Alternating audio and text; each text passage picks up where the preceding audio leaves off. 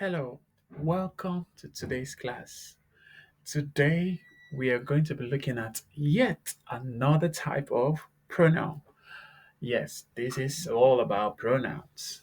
Today we are looking at the relative pronouns. Now, what is a relative pronoun? A relative pronoun is a pronoun that introduces a relative clause. A relative pronoun is a pronoun that introduces a relative clause. A relative clause is also known as dependent clause. Now, what is a relative clause or dependent clause? A relative clause is a clause that gives more information about a noun or pronoun in the main clause. This tells us that there are two types of clauses: the main clause and the relative or dependent clause. So you will find the noun or pronoun in the main clause. So what the relative clause or dependent clause does is that it tells us more about the noun or pronoun in the main clause. Let's see further explanation. So why do we call this a relative pronoun? It is called a relative pronoun because it relates the clause to the word it modifies. So it helps the clause and the word to come together to understand each other. Let's look at an example to help us understand better. In this sentence, the boy who won the game is my friend. Who there is the relative pronoun. Now, it begins the clause. Who won the game is a clause. Now, this clause is called a relative clause. What has happened here is that the relative pronoun is helping the relative clause to connect with the noun, which is the boy in the sentence. So, the who there is connecting the boy and the clause. So you can see why we call it relative pronoun.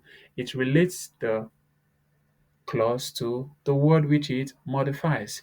In this case, the boy is the noun, while the who won the game is the clause. And it is a relative clause because it begins with a relative pronoun who. I hope that makes it much easier for you to understand. So let's move on further. Examples of relative pronouns. There are many relative pronouns, but let's look at the five basic relative pronouns. We have who, whom, whose, which, and that. These are the five basic relative pronouns. Now, they always begin a relative clause. Okay? Relative pronouns begin relative clause. Don't forget that. Now, let's look at the breakdown of these examples. Who. When do we use who? Who is used to refer to people when you're talking about a human being, and especially when it's in the subject position. We use who. For example, the boy who won the prize is very smart. So the boy is the subject, and who is representing the boy in this sentence. So the who there is referring us to the boy, which is taking the subject position. Now let's look at the next one, which is whom. Whom is used to refer to the people or to people in the object position. Remember, the first one is who, where we said who is also used to refer to people, but in the subject position. But now in this case, we have whom. Whom is used to refer to people, but in the object position. So the girl whom you met is my cousin. So the girl we're talking about is in the object position because now we are referring to the girl.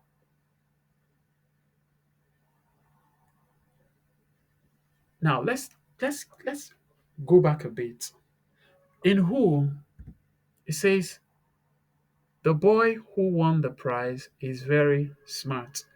This is the boy who won the prize. So it's a statement referring to the boy who won the prize. But whom is used when it's in the object position. In this case, the girl is in the object position because the speaker is talking to somebody about the girl. So the girl is in the object position. In the first one, the speaker just said it straight on. The boy who won the prize is very smart. He said it straight on. But in this case, whom, it is talking, the speaker is talking to someone about somebody. So that is the object. So the girl whom you met is my cousin. Do you understand this? It's much easier that way. The girl whom you met. So the you in this sentence is the subject, and the girl that the who met is the object. So I hope this makes it clearer for your understanding. Now we move further. Whose. Whose is used to show possession of people, animals, things. When you want to show that something or someone belongs to a person, an animal, or to a thing, we make use of whose. Example, the boy whose father is a pilot has relocated. In this case, the father belongs to the boy. So we are referring to the boy's father. In this case, it's a situation that has to do with ownership. It's no other person's father but the boy's father. So this shows ownership or possession. It can also be used for animals and things. The animals, the animals whose kid was missing has been found. The door whose knob was removed has been replaced. So it can be used not just for people alone, it can be used for animals and for things. Now, let's move on to the next, which is which. Which is used to refer to animals or things. So we don't use which for human beings, but we use them for animals and for things. Example, the food which is on the table is mine.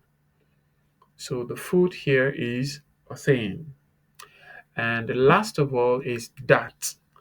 That is used to refer to people, animals, things, but in this case, it's in the informal, it's not in a formal way. So when you want to use the formal way, remember we make use of who when talking about people. But if you have to make use of that, it's not wrong, but in this case, it is informal. So the car that my dad bought is blue. But you remember we said in the last one we did which is used for animals and things. But in this case, we use that, which is quite informal.